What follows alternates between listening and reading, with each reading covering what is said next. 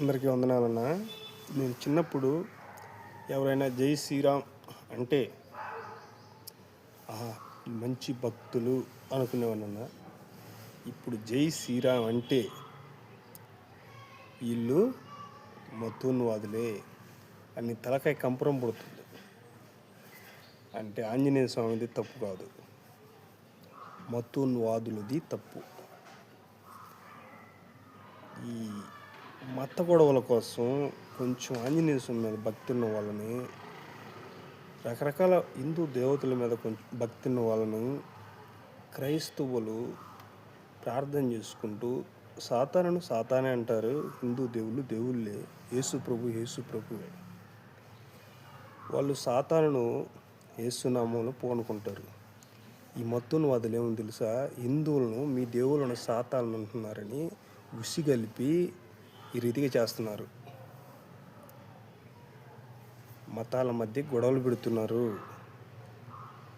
హిందూ సహోదరులు మనం తెలుసుకోవాల్సింది ఏంటంటే, హిందువైనా ముస్లిం అయినా క్రైస్తవుడైనా వీళ్ళందరూ ఐక్యత కలిగి ఉండాలి.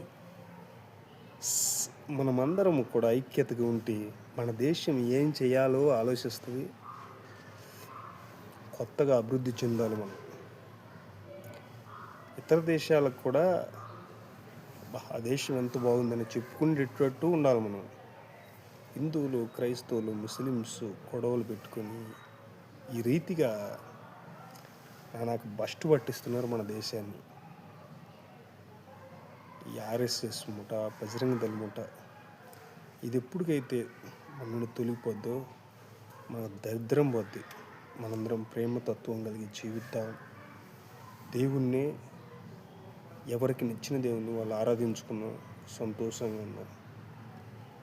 మీకందరికీ నా హృదయపూర్వక వందనాలు. ప్రతి వీడియోని చూసి మనసులో హట్ అయ్యి అమ్మటే ఫైర్ కావద్దు.